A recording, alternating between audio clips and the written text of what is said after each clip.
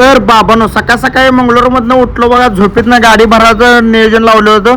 कोर्टमधनं माल फिक्स केलता. मग काय पहिला भूक लागलेली बघा, पहिला म्हटलं पोटोबा करून येऊया, नंतर मग गाडीचं बघूया म्हटलं. आणि हे तुम्ही बघू शकता बोटी कुठल्या देशात आल्यात बाहेरनं. मला असं वाटलं तर कुठल्या तरी एका बोटमध्ये लपून बसून जाऊया आणि बाहेरच्या देशात जाऊन जरा व्हिडिओ करूया टॉपचं असं नट्यांसोबतनं. मग काय गाडी भरात ठिकाणी आलो बघा, तिथं काय गुंड्याला मध्ये सोडला नव्हता. संग्राम मालकांनी जेवण केलं, जेवलो बघा मस्तपैकी. आणि भांडी देऊन टाक्या म्हटलं, कारण गुंड्याला मध्ये सोडला नव्हता, त्यामुळे आपणच देऊन टाक्या म्हटलं. आपण काय भांडी धुतल्यानं काय बारकं होणार नाही म्हटलं. मग काय गाडी बिडी भरून टप्पल घेऊन निघलो बघा. उडपी पास करून कुंदापूर पाशी आलो बघा. तिथं यो भाऊ गाठ पडला. भाऊ मागच्या वेळेस पण कन्नूर मध्ये गाठ पडला. भाऊ जतोवर ना द्राक्ष भरून येत होता. भावानं मागच्या वेळेस पण द्राक्ष दिले ना, आता पण द्राक्षाचा डायरेक्ट कॅरेट दिलाय, सुट्टी दिली नाही. मग काय भावासोबत मस्तपैकी चहा तीन पिलो बघा.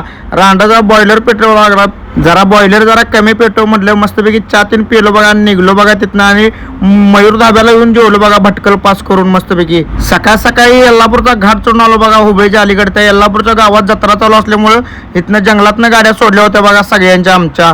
मग काय असं वाटलं तर जंगल सफारीच करायला लावली आम्ही. कवा वाघ मधनं इथून वाघ आमच्यावर ओढून जातोय असं वाटलं तर भीती वाटली ती.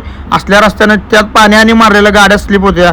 यांच्या आईचे गाणं म्हटल्या रोडच्या. निघलो बघा, आलो बघा तौंदी घाटाच्या वर निप्पाणीच्या अलीकडे. तिथं मस्तपैकी भाऊ गाठ पडला. भावानं नारळ पाणी पाजलं, कारण नारळ भरून आलता भाऊ गाडीतनं. भावाला आभारी आहे म्हणलं तुझा. आणि हे तौंदी घाटात बघा 160 स्पीड ब्रेकर केल्यात आणि मोठ्या गाड्यासनी सारखं ब्रेक दाबत गाडी उतर लागते. ह्या स्पीड ब्रेकरमुळे आणि जास्त ब्रेक फेल होण्याची शक्यता आहे, कारण ह्याच्यामुळेच ऍक्सिडेंट होत्यात. मग काय गावात पोचलो बघा. गावात आल्यानंतर ना आपल्या हॉटेलवर आलो, जय भवन हॉटेलला. तिथंच गाडी लावली, कारण गाडी खाली करायला जायची होती.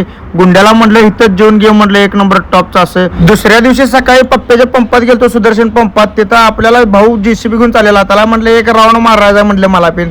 मग काय JCB चालवत घुमवत गेलो बघा फाट्यावर. JCB चालवायला ते ना कमेंट करा नक्कीच. मग काय संध्याकाळी नियोजन लावलं बघा. प्रवीण खाडे भेटलेले कोंडूसकरचे ड्रायव्हर.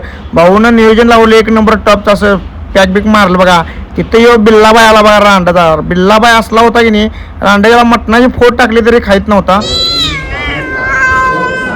गपरे बिंदा म्हटलं ना, आपल्या हॉटेलवर वस्ताद नव्हता रोटी मारणारा, त्यामुळं हॉटेलवर गर्दी होती आणि हॉटेलवर रोटी मारायला मग मी जातो म्हटलं. आता पटापट 50-60 रोट्या मारल्या बघा. रोटी मारायला आपल्याला एक नंबर टॉपचं येते. मग काय प्रवीण दादानं जेवण मागवलेलं. जेवण म्हटलं. मी म्हटलं नाही म्हटलं, 2 घास खातो म्हणलं. मग काय संध्याकाळी दादानं सगळ्या हॉटेलच्या स्टाफसाठी मस्तपैकी गावरान कोंबड्याचं नियोजन लावलेलं. आणि सगळेजण हॉटेलचे स्टाफ सगळेजण एक नंबर टॉपचं असं मध्ये जेवायला बसलेले बघा. गावरान कोंबड्या एक नंबर सुट्टी नाही. हानकी बडू धुरा उडू सप्पाई कार्यक्रम होता. तर कसा वाटला भावन ब्लॉग? याच्या पुढचा ब्लॉग बघत राहा. तर लाईक, शेअर, कमेंट आणि फॉलो करा.